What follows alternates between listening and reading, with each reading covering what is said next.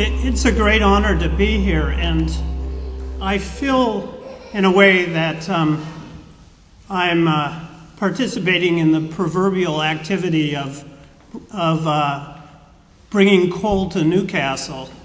I do a lot of talking about climate change and environmental problems in the United States, but as you might suspect, the public is not very well informed, and you have to start with the basics, and sometimes it's very hard to get to the most fundamental issues.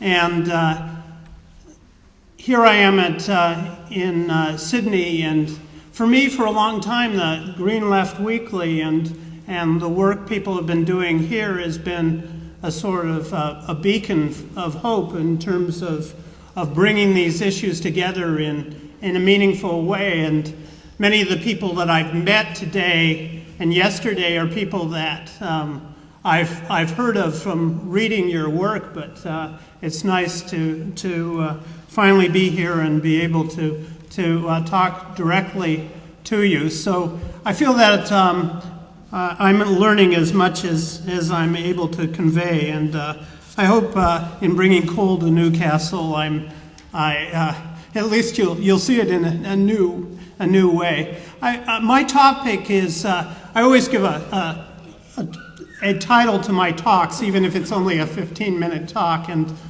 this one is called Capitalism and Climate Change. And capitalism is, of course, the most dynamic economic system the world has ever seen, and the most technologically dynamic. Some of you may be familiar with the phrase from the Communist Manifesto where Marx says the bourgeoisie turns under the revolution brought into being by the bourgeoisie, everything solid melts into air. Well, we're faced with that problem now. Everything solid is melting into air, and it's coming back at us in a way that we never suspected. And I want to talk about that, and I want to talk about capitalism and climate change, but I'm going to start talking about the environmental predicament and the usual solutions to this. And I'm only going to gradually get to the issue of capitalism, because it's very important to understand that in most of the discussions of these problems, we have this phenomenon of the invisible system. The system is never really talked about, and the relation of capitalism to this crisis is not normally talked about. The main aspects of the social system in which we live are treated as natural. So while we're talking more and more about the climate system and the disruption of the climate system, there's very little discussion of the social system. What is the social system we live in? If we have to address the climate problem, how do we address it? Obviously by addressing the social system, but we're not allowed to talk about what that system is. We avoid the elephant in the living room. So let me develop this a little bit, and you'll see how the argument goes. I wanted to first, I'm not going to go over all the details, obviously, on the predicament we're in terms of global warming. I just want to point to the most recent developments in that respect to give you an idea of how severe the problem is. And is in the latest research, and is particularly in two articles published in the Proceeding of the National Academy of Sciences in the United States, two major articles published in 2007.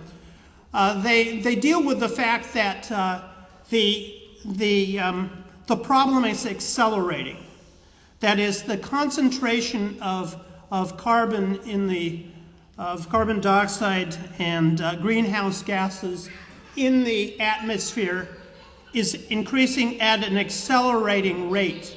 In the 21st century, that is in the years 2000 to 2006, the whole problem speeded up.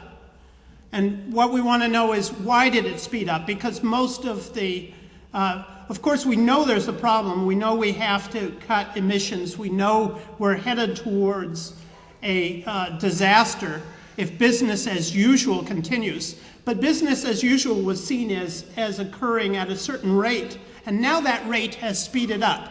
So rather than reducing the problem is getting worse faster. And so this is what they were talking about in these reports of the proceeding of the National Academy of Sciences. And they said to, quote, the growth rate of global atmospheric CO2 for 2000 to 2006 was the highest since monitoring began in 1959, significantly higher than in the 1980s and 1990s. Why is that? They had three reasons. One is the emissions. The rate of emissions has increased.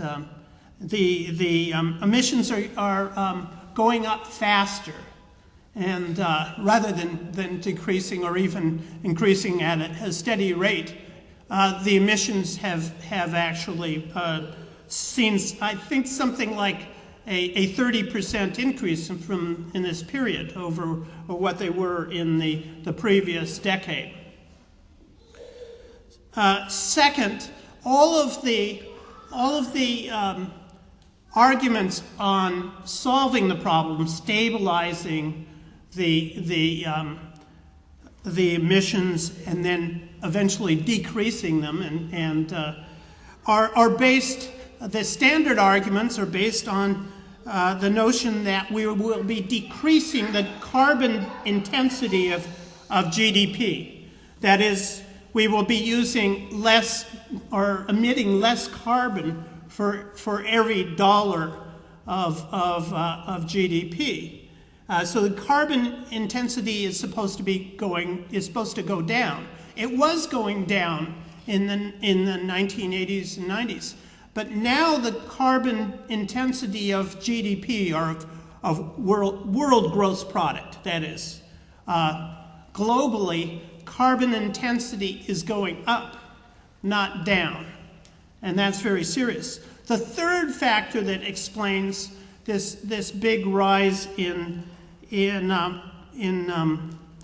CO2 going into the global atmosphere as compared to a decade earlier is that the airborne fraction of CO2 is increasing.